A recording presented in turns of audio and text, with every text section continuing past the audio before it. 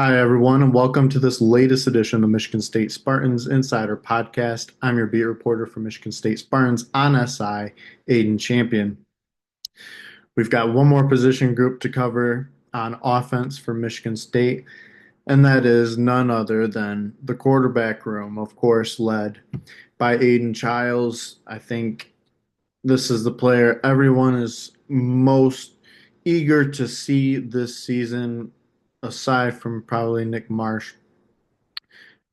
But the thing with Aiden is that, there's so many questions and such a high ceiling that everyone is just kind of waiting to see, is this guy going to reach that level that he's capable of reaching? Because he had showed signs of it many times last year. I think of that Boston College game in particular, where there were times, man, he looked like the way he was able to get out of trouble on his feet. Um, that game particularly, it didn't have a great passing game, but the threat he can be on the ground is just it makes him, you call it a dual threat quarterback. That it really does make him twice as dangerous when you consider, when he's on his game, how great he can be with his arm, and then just how great he is on his feet because he's like another running back out there who can, who is shifty, who, has pocket presence. And I think, if everything just starts clicking for him, that he really can be, one of the best quarterbacks in this conference. And, I wrote an article about it uh, the other day that, you know, there is an advantage that Aiden has, and that's the fact he's one of not very many quarterbacks in this conference that are returning as a starter. I mean, there's 12 of 18 Big Ten teams that are going to have a new starting quarterback next season, which is just insane if you think about it. But that's just the world of college football we live in now. But with Aiden, he obviously already had that familiarity with the coaching staff before coming over with Jonathan Smith and company. Now you add John Boyer to the mix, who, you know, Jonathan Smith has said multiple times how much he thinks that is going to help Aiden. And Aiden loves Boyer. And, he and Smith seem confident that this, this pairing is going to work really well. My only question with it, though, is, well, nothing against Boyer, but what difference does one guy make when you consider that Aiden already had Jonathan Smith, already had Brian Lindgren? I know Lindgren said now Boyer, there's going to be an opportunity where he's able to work more closely with Aiden, whereas Lindgren couldn't necessarily as much because he's obviously also offensive coordinator. So last year when he was quarterbacks coach, he kind of, had to work both roles. But I just, I just wonder, why is this connection so special when you already had such a big support system around Aiden last year? Um, I, it's merely a question. I'm not doubting what Smith says or what Aiden says. If it really is a difference maker, that's great. Um, that should help a lot.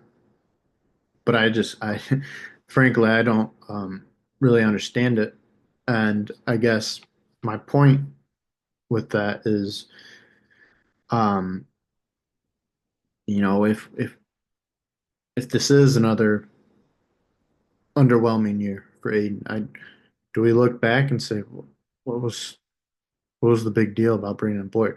I just, you know, I I don't know.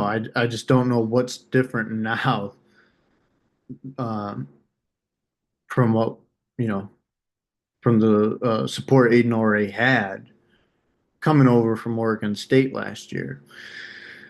But regardless, um, I guess that brings me to you know my concerns as to if Aiden can get to a point where he's consistently not making mistakes.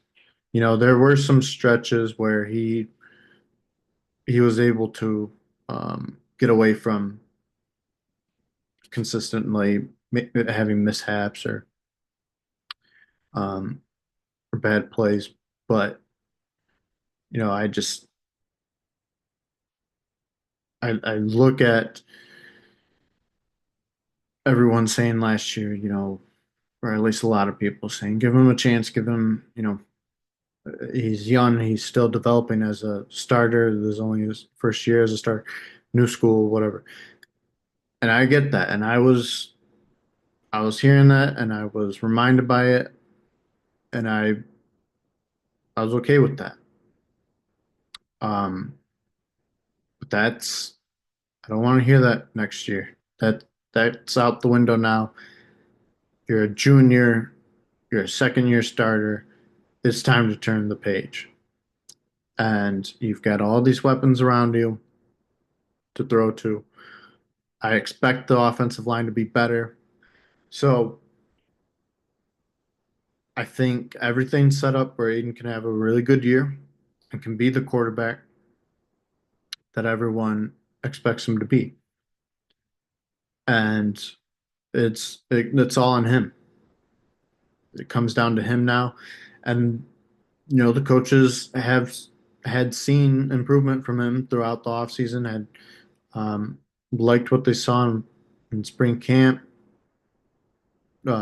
Smith said, he's stronger, and I think that's big. I mean, he's already pretty tall for a quarterback, and um, it's fast, quick on his feet, and if if he nails the things that Brian Lindgren had talked about, pocket presence, patience, um, footing,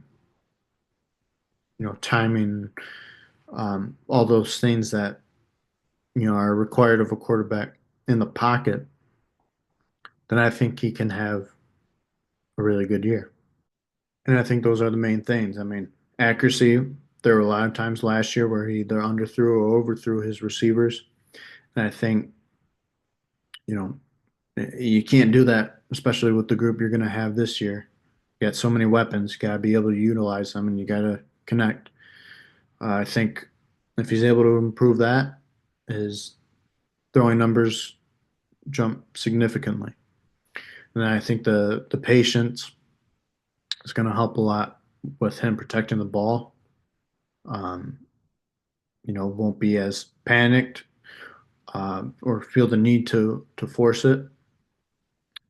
May not bail out as often as he did last year, or at least situations where he didn't need to, because that's where the fumbles come. And um, I just think those are really the main things. It all starts um, with your footwork and pocket presence. And my I guess one of my concerns is he going to be able to balance between bailing out, or I guess knowing when to bail out, when he should, when he should take off on his feet, and when to stay poised and stay patient. Um, because you can have a really good threat with him back there under center. Um, when you consider how dangerous he can be when he's running and he's scrambling, but he's just got to know when he should do that, when he shouldn't. And that's all I think. all of it is going to come down to what's going on up here. And that's maturity, that's growth, that's film room. And so I think if that's all handled and that's, improved, and he really did take full advantage of the offseason, then yeah, I think we see big time improvement with him. He's got the confidence and, he's serious about what he wants. He's a fun kid, nice and funny off the field. He knows when to lock in too, and he knows what his goals are. And so, in that regard, I think he's a good leader for this team. He's the guy you want under center. And that's the other thing. I mean, I don't think there's any Big Ten team that wouldn't want Aiden in their quarterback room, whether they're starting him or not. I mean, you do potentially have something really great here with Aiden Chiles. We all knew it when he came over from Oregon State. But I think that's something that people have to remind themselves of. Something I have to remind myself too when I'm critiquing him. Would you rather not have Aiden Chiles? I think when you consider the potential that he has. So I'm saying you got one more year for everything to click, okay? And the excuses are over. All right. It's time to get this thing going, and it's time to really be the quarterback that you're capable of being. And I have faith that he'll do it. I do. As far as the rest of the room goes, I know I've talked a lot about Aiden, but that's, it's Aiden Childs, and that's going to be that's going to be all we're talking about next year again. So, real quick, obviously get your backup with Alessio Milivojevic, who, Aiden himself was really high on when he talked about him in spring camp. Um, and, the staff, I forgot who said it, I think it was Brian Lindgren, but they trust that he, if need be, that he can be called upon. If God forbid anything happens to Aiden, and Aiden said the same thing. So, I know they're just words, but Aiden, when I say he's really high on him, he's really high on him. Um, so I think that should say something. So you can rest a little easy, I think, knowing that, you know, if again, God forbid, anything happened to Aiden, that Alessio would be reliable. And then you got the incoming freshman Leo Hannon, who, that was a big get for Michigan State, especially him coming from California.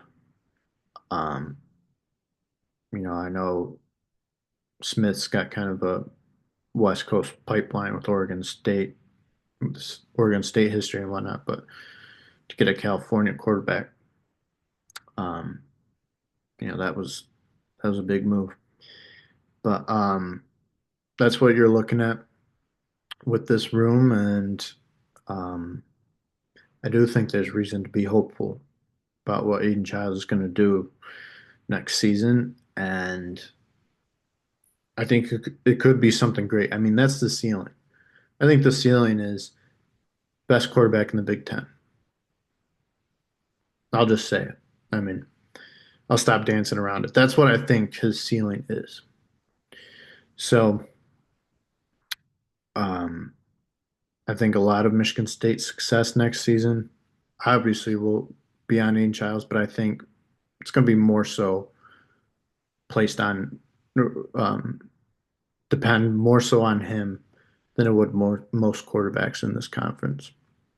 I think he's got a lot of pressure. I think he's ready to deal with it. He, didn't exactly handle it greatly last year, just in terms of, you know, uh, on field product results. Um, but I see him maturing. I see someone who's got a year of starting experience under their belt and someone who's ready to win. And when there's a will to win, I mean, you're going to do everything you can to not let anything stop you. Um, so I see a great season coming for Aiden Chiles. With all that said, thank you everyone once again for tuning in, and I hope you have a great rest of your week, and we'll talk to you next time. Thanks.